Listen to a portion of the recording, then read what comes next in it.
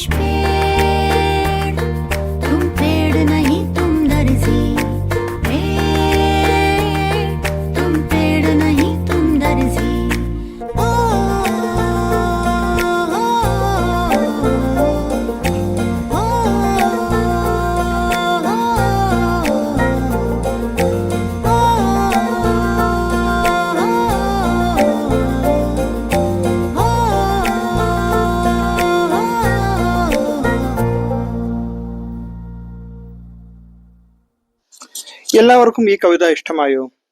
ആരുടെ കവിതയായിരുന്നു ഇത്? സുശീൽ ശുക്ലയുടെ കവിതയായിരുന്നു. കവിതയുടെ പേരെന്താണ്? പേട് എന്നാണ് കവിതയുടെ പേര്. ഈ കവിതയിൽ കവി എന്താണ് പറയുന്നത് എന്ന് വെച്ചാൽ, ഏതുപോലെയാണ് ഒരു തയ്യൽക്കാരൻ ഒരു വൃത്തിയുള്ള വസ്ത്രത്തെ തുന്നിച്ചേർക്കുന്നത്, അതുപോലെ മരമാകുന്ന തയ്യൽക്കാരൻ എന്ത് ചെയ്യുന്നു? ഈ പ്രകൃതിയെ തന്നിലേക്ക് തുന്നിച്ചേർക്കുകയാണ് ചെയ്യുന്നത്. കവിതയുടെ ആദ്യത്തെ വരികളൊന്ന് ശ്രദ്ധിക്കൂ. പേട് തും പേട് നഹി തും ദർജി. കവി ഇവിടെ മരത്തെ എന്തുമായിട്ടാണ് താരതമ്യം ചെയ്യുന്നത്? ദർജീസെ. എന്താണ് ദർജി എന്ന വാക്കിന്റെ അർത്ഥം? ദർജി എന്ന് പറഞ്ഞാൽ തയ്യൽക്കാരൻ അല്ലെങ്കിൽ തുന്നുന്ന വ്യക്തി എന്നാണ് അർത്ഥം. പേട് തും പേട് നഹി തും ദർജി. കവി പറയുന്നു, പേട് മരമേ, തും പേട് നഹി, നീ ഒരു മരം മാത്രമല്ല, നീ ആരെ പോലെയാണ്? തും എക് ദർജി, നീ ഒരു തയ്യൽക്കാരനെ പോലെയാണ്. കവി പറയാൻ ഉദ്ദേശിക്കുന്നത്, ഒരു തയ്യൽക്കാരൻ ഭംഗിയുള്ളൊരു വസ്ത്രം തുന്നിച്ചേർക്കുന്നത് പോലെ ഇവിടെ മരം എന്ത് ചെയ്യുന്നു? ഭംഗിയുള്ള പ്രകൃതിയെ തന്നിലേക്ക് തുന്നിച്ചേർക്കുന്നു. അടുത്ത വരി നോക്കൂ. തുമ്നെ കിത്തനെ സിലെ ഗോസലെ കിത്നി സിലി ഹവായെ. തുമ്നെ കിത്തനെ സിലെ ഗോസലെ. ഗോസല എന്ന വാക്കിന്റെ അർത്ഥം എന്താണ്? ഗോസലയാണ് ഈ കിളിക്കൂട്. തുമ്നെ കിത്തനെ സിലെ ഗോസലെ. കവി പറയുന്നു, പേട് എന്ത് ചെയ്തിരിക്കുന്നു? കിത്തനെ സിലെ ഗോസലെ, എത്ര കൂടുകളാണ്, എത്ര കിളിക്കൂടുകളാണ് തന്നിലേക്ക് തുന്നിച്ചേർത്തിരിക്കുന്നത്. തുമ്നെ കിത്തനെ, നീ എത്ര, ഗോസലെ സിലേഹെ, ഗോസല എന്ന വാക്കിന്റെ അർത്ഥം എന്താണ്? കിളിക്കൂട്. അപ്പൊ കിളിക്കൂടുകൾ തന്നിലേക്ക് തുന്നിച്ചേർത്തിരിക്കുന്നു. തുമ്നെ കിത്തനി സിലി ഹവായേം, അതുപോലെ കാറ്റിനെയും തന്നിലേക്ക് തുന്നിച്ചേർത്തിരിക്കുന്നു. ഇവിടെ സിൽന എന്ന വാക്കിന്റെ അർത്ഥം എന്താണ്? സിൽന എന്ന് പറഞ്ഞാൽ തുന്നിച്ചേർക്കുക. തുമ്നെ കിത്തനി സിലി ഹവായേം, കാറ്റിനെയും തന്നിലേക്ക് തുന്നിച്ചേർത്തിരിക്കുന്നു. ധൂപ് സിലിത്തോ ബിഖർ ഗൈ ഖതൻ ഖത്രൻ ഛായായേം. ധൂപ് സിലിത്തോ, ധൂപ് എന്ന് പറഞ്ഞ എന്താണ്? വെയില്. വെയിലിനെ തുന്നിച്ചേർത്തപ്പോൾ ബിഖർ ഗൈ, ചിതറിപ്പോയിരിക്കുന്നു, ഖത്തരൻ ഖത്തരൻ ഛായായേം. ഖത്തരൻ ഹോന, എന്താ ഖത്തരൻ എന്ന വാക്ക് അർത്ഥം? ഖത്തരൻ എന്ന് പറഞ്ഞാൽ കഷ്ണങ്ങളാകുക, ടു പീസ്, കഷ്ണങ്ങളായിട്ടുള്ള ഛായായേം, തണൽ. ധൂപ് സിലിത്തോ എന്തിനാണ്? വെയിലിനെ തുന്നിച്ചേർത്തപ്പോൾ ബിഖർ ഗൈ, ചിതറിപ്പോയിരിക്കുന്നു, ഖത്തരൻ ഖത്തരൻ ഛായായേം, കഷ്ണങ്ങളായി. ആര്? നിഴൽ അല്ലെങ്കിൽ തണൽ. കൂട്ടുകാരെ, എന്താണ് ഇവിടെ ധൂപ് സിലിത്തോ ബിഖർ ഗൈ എന്നതുകൊണ്ട് നിങ്ങൾക്ക് മനസ്സിലാക്കുന്നത്? ഇവിടെ പേട് ധൂപ് കോ സിൽത്തെ സമയ, യാനി വെയിലിനെ തുന്നിച്ചേർക്കുന്ന സമയത്ത്, ഉസ്കെ ഛായ യാനി ധൂപ് ക്യാ ഹോ ഗയാ ധൂപ് കോ, ധൂപ് പേടോ കി പത്തോം പർ പടുക്കർ. വെയിൽ എന്ത് ചെയ്തിരിക്കുന്നു? പേടോ കി പത്തോം പർ പടുക്കർ. ആ വെയില് മരത്തിന്റെ ഇലകളിൽ തട്ടിയിട്ട് എന്ത് ചെയ്തിരുന്നു? ബിഖർ ഗൈ, അതിന്റെ തണൽ എന്ത് ചെയ്തിരിക്കുന്നു? 4 ഭാഗത്തേക്കും ചിതറിപ്പോയിരിക്കുന്നു. എന്ന് പറഞ്ഞാൽ എന്താണ്? വെയിലിനെ തുന്നിച്ചേർക്കുന്ന സമയത്ത് ആ വെയില് നമ്മുടെ മരത്തിന്റെ ഇലകളിൽ തട്ടിയിട്ട് എന്ത് ചെയ്തിരിക്കുന്നു? അതിന്റെ തണൽ എന്ത് ചെയ്തിരിക്കുന്നു? എല്ലാ ഭാഗത്തേക്കും ചിതറിപ്പോയിരിക്കുന്നു എന്നാണ് കവി ഉദ്ദേശിക്കുന്നത്. കവി പറയുന്നു, പേട് തും പേട് നഹി തും ദർജി. ഇവിടെ ദർജിയെ പോലെ, തുന്നൽക്കാരനെ പോലെയാണ് കവി ആരെ സൂചിപ്പിക്കുന്നത്? മരത്തെ സൂചിപ്പിക്കുന്നത്. പേട് തും പേട് നഹി, നീ എന്തല്ല, ഒരു മരമല്ല, മറിച്ച് ഒരു ദർജി, ഒരു തുന്നൽക്കാരനാണ്, ഒരു തയ്യൽക്കാരനാണെന്നാണ് കവി പറയുന്നത്. മിട്ടി സിൽക്കർ റംഗ് ബനായെ. ഇവിടെ മിട്ടി എന്ന വാക്കിന്റെ അർത്ഥം എന്താണ്? മിട്ടി എന്ന് പറഞ്ഞാൽ മണ്ണ് എന്നാണ് അർത്ഥം. മിട്ടി സിൽക്കർ, മണ്ണിനെ തുന്നിച്ചേർത്തുകൊണ്ട് റംഗ് ബനായെ, നിറമുണ്ടാക്കുകയും ചെയ്തിരിക്കുന്നു. മിട്ടി സിൽക്കർ റംഗ് ബനായെ, മണ്ണിനെ തുന്നിച്ചേർത്ത് നിറമുണ്ടാക്കുകയും പാനി സിൽക്ക് ആകാശ് ബനായെ. പാനി ഞാൻ എന്താർത്ഥം? വെള്ളം അല്ലെ? പാനി സിൽക്കർ, വെള്ളത്തെ തുന്നിച്ചേർത്തുകൊണ്ട് അല്ലെങ്കിൽ വെള്ളത്തിൽ നിന്ന് എന്ത് ചെയ്യുന്നു? ആകാശം രൂപപ്പെടുത്തിയെടുക്കുകയാണ് ചെയ്യുന്നത്. മിട്ടി സിൽക്കർ റംഗ് ബനായെ പാനി സിൽ ആകാശ്, മണ്ണിനെ തുന്നിച്ചേർത്ത് നിറമുണ്ടാക്കുകയും മണ്ണിൽ നിറം തുന്നിച്ചേർക്കുകയും അതുപോലെ പാനി സിൽക്കർ, ആകാശത്തെ തുന്നിച്ചേർക്കാൻ വേണ്ടി പാനി സിൽക്കർ, വെള്ളത്തെ തുന്നിച്ചേർത്തുകൊണ്ട് ആകാശം ഉണ്ടാക്കുകയും ചെയ്യുന്നു. മിട്ടി രംഗ് ഹവാ പാനിക്കോ, കൂടാതെ മിട്ടി മണ്ണിനെയും, രംഗ് നിറത്തെയും, ഹവ കാറ്റിനെയും, ഓർ പാനിക്കോ വെള്ളത്തെയും, ജോർ ദിയ കൂട്ടിച്ചേർത്തുകൊണ്ട് രൂപപ്പെടുത്തിയിരിക്കുന്നു. ഇസ് പ്രകൃതിക്കോ അല്ലെങ്കിൽ ഇസ് മിട്ടിക്കോ എങ്ങനെ? ഉപജാവ് ബനാദിയ. എന്താണ് ഉപജാവ് എന്ന വാക്കിന്റെ അർത്ഥം? ഉപജാവ് എന്ന് പറഞ്ഞാൽ വളക്കൂറുള്ള വസ്തുവാക്കി മാറ്റിയിരിക്കുക. ഇവിടെ നോക്കൂ, സൈഡിലെ ചോദ്യം, മിട്ടി രംഗ് പാനി ഹവാക്കോ ജോർ ദിയ തരാഷ് എന്ന് പറഞ്ഞാൽ എന്താ കവി ഉദ്ദേശിക്കുന്നത്? പേട് മിട്ടിക്കോ എക് ഉപജാവ് ബനാദിയ, മരം ഈ മണ്ണിനെ എന്താക്കിയിരിക്കുന്നു? ഒരു വളക്കൂറുള്ള വസ്തുവാക്കി മാറ്റിയിരിക്കുന്നു. വീണ്ടും കവി മരത്തെ എന്തിനോടാണ് താരതമ്യം ചെയ്തിരിക്കുന്നത്? പേട് തും പേട് നഹി തും ദർജി. എന്തിനോടാണ്? ദർജിയോട്, എന്നീ തുന്നൽക്കാരനോടാണ് കവി മരത്തെ താരതമ്യം ചെയ്യുന്നത്. തുമ്നെ കിത്തനെ സിലെ കിനാരെ കിത്തനി സിലി ജമീനെ. തുമ്നെ കിത്തനെ സിലെ, നീ എന്ത് ചെയ്തിരിക്കുന്നു? എത്ര തീരങ്ങളെയാണ് തുന്നിച്ചേർത്തിരിക്കുന്നത്. ഇവിടെ കിനാര എന്ന വാക്കിന്റെ അർത്ഥം എന്താണ്? തീരങ്ങൾ എന്നാണ് ഉദ്ദേശിക്കുന്നത്. എത്ര തീരങ്ങളെയാണ് തന്നിലേക്ക് തുന്നിച്ചേർത്തിരിക്കുന്നത്. കിത്നി സിലി ജമീനെയും, അതുപോലെ എത്ര മണ്ണിനെയാണ് തുന്നിച്ചേർത്തിരിക്കുന്നത്. തീരങ്ങളെയും മണ്ണിനെയും ആരാണ് തുന്നിച്ചേർക്കുന്നത്? പേട് സിലേ ദിയാഹെ, തുന്നിച്ചേർത്തിരിക്കുന്നു. രംഗ് മെഹക് കി ഹുയി സിലായി ഫൂൽ സിലെ പശ്മീനെ.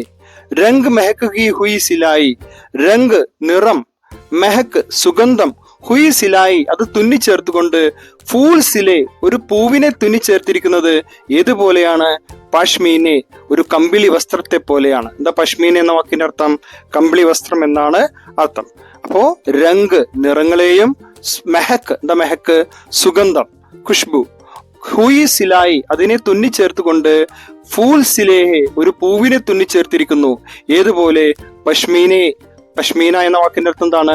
കമ്പിളി വസ്ത്രം എന്ന് പറഞ്ഞ കവി എന്താ ഉദ്ദേശിക്കുന്നത്? രംഗ് മെഹക് കി ഹുയി സിലായി എന്നതുകൊണ്ടാണ് ഉദ്ദേശിച്ചത് ഫൂലോമേ രംഗ് ഓർ സുഗന്ധ് ഭർ ദിയാ ഹെ. പൂക്കളിൽ എന്തൊക്കെ തുന്നിച്ചേർത്തിരിക്കുന്നു? ഫൂലോമേ രംഗ് നിറവും അതുപോലെ സുഗന്ധവും എന്ത് ചെയ്തിരിക്കുന്നു? ഭർ ദിയാ ഹെ നിറച്ചിരിക്കുന്നു.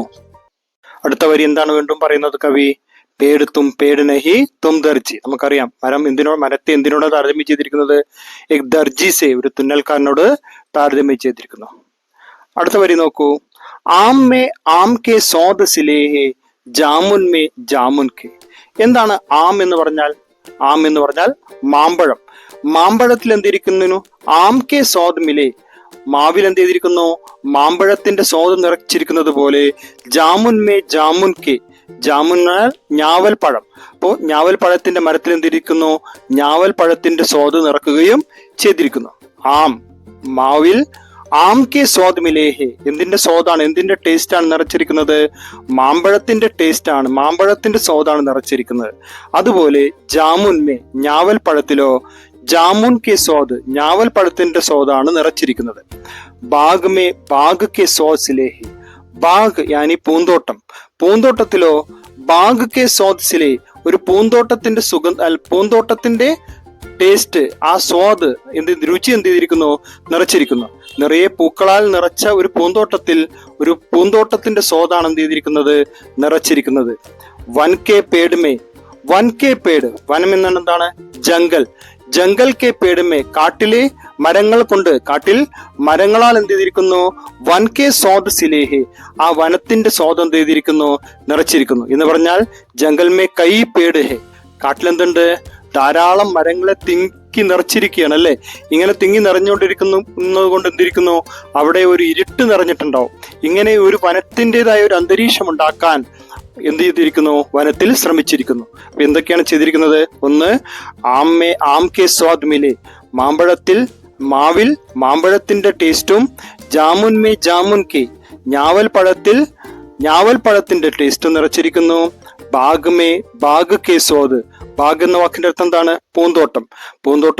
പൂന്തോട്ടത്തിന്റെ സ്വാദും, വൻ കെ പേടുമേ, വനത്തിലെ മരങ്ങൾ കൊണ്ട് നിറച്ച് വനത്തിന്റെ ടേസ്റ്റും എന്ത് ചെയ്തിരിക്കുന്നു? ആ വനത്തിന്റെ രുചിയും ആ വനത്തിന്റെ അന്തരീക്ഷവും എന്ത് ചെയ്തിരിക്കുന്നു? ഉണ്ടാക്കിയിരിക്കുന്നു. കവി പറയുന്നു, പേട് തും പേട് നഹി, മരത്തെ കവി എന്തിനോട് താരതമ്യം ചെയ്തിരിക്കുന്നു? ഏക് ദർജി സെ തുലനാ കിയാ ഹെ, ഒരു തുന്നൽക്കാരനെ പോലെ താരതമ്യം ചെയ്തിരിക്കുന്നു. ഇവിടെ പേട് എന്ന കവിതയിലൂടെ കവി എന്താണ് പറയുന്നത്? മരം എങ്ങനെയാണോ ഈ പ്രകൃതിയെ തന്നിലേക്ക് തുന്നിച്ചേർത്തിരിക്കുന്നത്, അതുപോലെ ജീവിതത്തിൽ നമ്മൾ എന്ത് ചെയ്യണം? നല്ല പ്രവർത്തികൾ ചെയ്യണം എന്ന് കൂടി ഒരു ആശയം കൂടി എന്ത് ചെയ്യുന്നുണ്ട്? ഈ കവിതയിൽ നമ്മളോട് പറയാൻ കവി ശ്രമിക്കുന്നുണ്ട്. എല്ലാവർക്കും ഈ കവിത മനസ്സിലായിട്ടുണ്ടാവും. ഇതിന്റെ അടുത്ത പേജിലെ വർക്കുകളെല്ലാം വളരെ ശ്രദ്ധിച്ച് വായിച്ചു നോക്കുക. ആദ്യത്തെ വർക്ക് നോക്കിക്കഴിഞ്ഞാൽ 10ാമത്തെ പേജിൽ ഈ കവിതയുടെ താരതമ്യം ചെയ്യുന്ന വരികൾ കണ്ടെത്താനുണ്ട്. കവിതാമേ പേട് കിൻകിൻസെ സിൽത്താഹെ, ഈ മരം എന്തിനെയൊക്കെയാണ് തുന്നിച്ചേർക്കുന്നത് എന്നതിന് ഉത്തരം കണ്ടെത്താനുണ്ട്. നമുക്ക് ഇതിന് ഉത്തരം കണ്ടെത്താൻ കഴിയും. ഉദാഹരണമായിട്ട് ധൂപ്പ് എന്നൊരു ആശയം ഇവിടെ തന്നിട്ടുണ്ട്. അതുപോലെ ഹവ, അങ്ങനെ ഓരോ വാക്കുകൾ നമുക്ക് ഇതിൽ നിന്ന് കണ്ടെത്തേണ്ടി വരും. അതുപോലെ സമാന ആശയവാരി പങ്ക്തിയാം, സമാന ആശയമുള്ള വരികൾ കണ്ടെത്താനുണ്ട്. ചോദ്യം വായിച്ചു നോക്കുക. സമാന ആശയമുള്ള വരികൾ കവിതയിൽ നിന്ന് കണ്ടെത്തുക എന്നാണ് ആ ചോദ്യത്തിൽ മനസ്സിലാക്കാനുള്ളത്.